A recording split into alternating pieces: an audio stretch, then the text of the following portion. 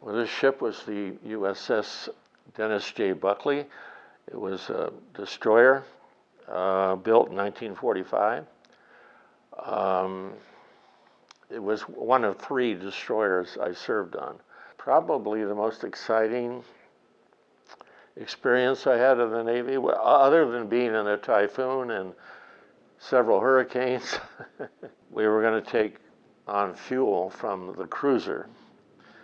And I was on the cruiser, I was on the refueling detail. And all of a sudden there was this complete silence. And I looked up, and I was the only one there still on the hatch. And one of the fuel lines had snapped. We were going to collide with the cruiser. And I saw the stern of the cruiser coming right at me. And I just watched the rear end of that cruiser coming right at our rear end, right? And I thought, I'm going to go in to drink. And yet, I was more fascinated than scared. And it was an unusual experience. I was quite calm, really. And as things worked out, we did collide, but the 2 hulls, the bows, smashed into each other, and they did some damage to our ship.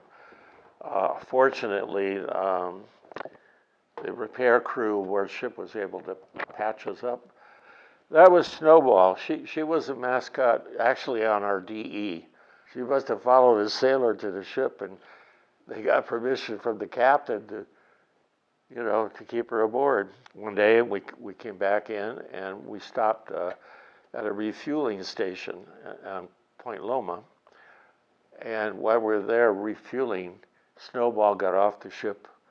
So the next day after we were in port, some of the guys from the deck area who took care of the dog went out to Point Loma looking for her, okay, hoping they'd find her, and they did.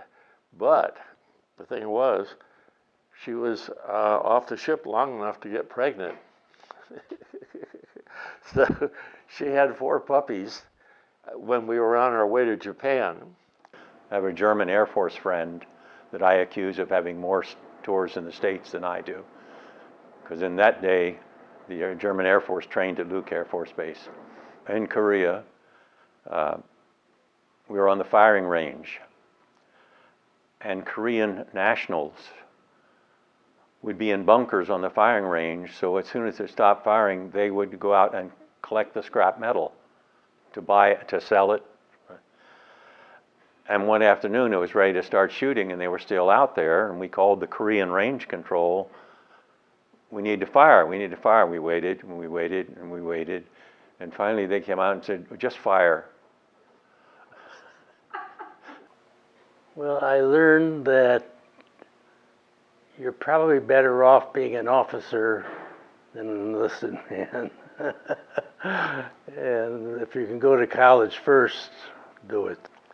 I was on Iwo Jima, and in those days you had to send up balloons. We didn't rely on satellites, and we had to make our own helium because they couldn't get it there very often. And you make helium using caustic soda and something else. I don't remember, it's too long ago. But caustic soda is, if there's any dampness on your hands, it's going to burn. And right through the skin, So. We're flying over the Canadian Rockies because that was the closest route from where we were. Our maps indicated that we were not in any trouble at the altitude we were flying. We were at about 16,000 feet. And it was completely overcast. The pilot didn't want to go any higher with that aircraft. So we stayed in the overcast. In the route, we hit a small break in the clouds, and we could see ahead of us the rocks up probably 1,000 feet higher than we were. The pilot did an immediate turn, the only time I ever saw a multi-engine bomber do a fighter maneuver, but he turned it up on its wing, made an immediate turn back out, and we went back over the strait so we could get it over the water and not worry about altitude. It didn't accomplish anything except stay alive. My favorite part, just being together with all the people who came to help serve in one way or another at that time. We were at war. And just being with other people, learning to know them for whom they are and appreciate them for that way. They sent me to camp up to New York for a year so I could learn what was going on. Then I went to Fort Oglethorpe, Georgia, to get ready to go across wherever. Then to Bushy Park, London, and Versailles, France, Reims, France, where the surrender was signed. I lived in the building where the surrender was signed. And Frankfurt, Germany at the end. And that was under Eisenhower. That was Eisenhower's headquarters. And I stayed with his headquarters all the while. Well, in the Army, it was real unique. Went to infantry basic training, sent me to Germany, occupation forces, and we became what they call the United States Constabulary, because they didn't have a German police force, so we were civilian and military, like a military police and a civilian police. And it was the only military organization that was ever formed overseas, and when it was finished, disbanded overseas. They never served in the United States. And that was really a lot of fun. We broke up black marketers and arrested people and had speed traps. And a 16-year-old kid, I was having a ball. In the Air Force, I became an air traffic controller. The first time I went there was the Berlin airlift. I was to Berlin 2 different times. Anyway, this plane was coming in, and the area air traffic controller, which I was down on the runway. I was the landing radar. Told them that Berlin is below minimums, you have to divert. And then Hamburg was below minimums. They said, you have to go to England. And the pilot says, I don't have enough fuel to go there. So I did something I wasn't supposed to do. I got on the frequency, even though I didn't have control.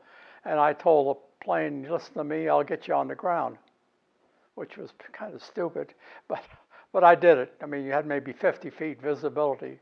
My job was part of monitoring East German and Soviet armies, and was in kind of gathering intelligence, listening to them.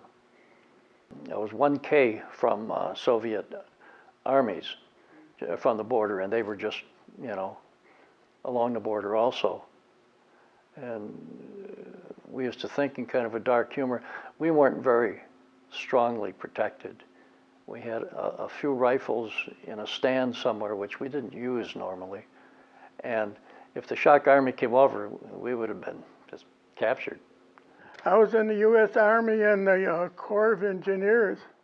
I was assigned to photo topo to handle maps, printing, distribution of maps, and availability of them. We were assigned to do secret and top secret work for different Army departments, mainly the CIC and CEA, to do reproduction requirements of documents that were secret. The company had a request from me to take photos of our U.S. prisoners to enable them to put them on a train and take them to a stockade in Salzburg, because Vienna had no stockade. The picture was placed on ID cards. When in Vienna, I witnessed the first of very few Austrian or German soldiers to be released by the Russian POW camps. They were a sight that was unbelievable, how raggedly these soldiers looked, but they were some of the luckies that made it bad. I was an Air Force lieutenant stationed at MacDill Air Force Base in Tampa, Florida. Got a phone call from Wright-Patterson Air Force Base, Project Blue Book. They investigate UFOs. There was this guy in this little town in central Florida, not far from Tampa, who had been on the radio and told about his adventure with this alien spacecraft. And he came around this bush and he saw this flying saucer on the ground. And he said he was surprised. And, you know, I have never seen anybody as terrified. I mean, you can't fake that kind of fear. Robert McNamara was Secretary of Defense, and he was developing an interdiction program because of the Viet Cong were coming down the Ho Chi Minh Trail through Laos, and he developed this plan. They were dropping lines of sensors across the Ho Chi Minh Trail, and he had acoustic sensors that would hang up in the canopy in the jungle, and so they would listen for voices and trucks and the vibrations, and so they would track the movement through the trail. They projected they would be at the kill zone. Then that's when the airplanes would come in and just bomb the hell out of them. And they very quickly decided not to use the acoustic sensors. Seismics were great. The acoustic sensors, they were getting false readings all the time. And then they finally figured it out. These things were hanging in the trees. The monkeys were fascinated with these things. And so they would get up to them. And so the alarms were going off at the headquarters. Oh my God, it looks like an invasion. And it was just the monkeys. I spent about 6-7 months, our ship did, in Korea, or on the waters off of Korea, supporting the ground troops there. And the USS St. Paul was the ship that was selected, I think it was the 24th of July of 1953, it was late in July, to ceremoniously fire the last shot of the war. And so I was on the ship then, and curiously, the St. Paul was called the last shot ship. I have to be careful saying that, because the St. Paul fired the last shot ceremoniously of World War II as well. While I was going through gunnery training in Laurie Field in Denver, Colorado, we were going to go fly out for a mission, and we took off in the B-29, and we had a young pilot flying the plane, and we took off, and he banked the plane, and we lost an engine. And of course, he kept banking that way, and then he banked it the other way, and we lost another engine. So, but we made it back safely and landed, and how we did it is beyond me. My only claim to fame really is in Fort Knox was that I guarded the gold for a while. And I was told that the gold was all underground. And if there ever was someone trying to steal it, they had to push a button and it'd flooded the whole thing with water. And water does not hurt gold. So there's no way that someone could steal the gold from being underwater. So that's what the story was. Now, whether it's true or not, I don't know. But a lot of rumors in the service. I think that if every male would go into the Army for a couple, 2-3 years, I think that we wouldn't have all this protesting and all the problems we have now, because you really appreciate your country when you serve it and love it.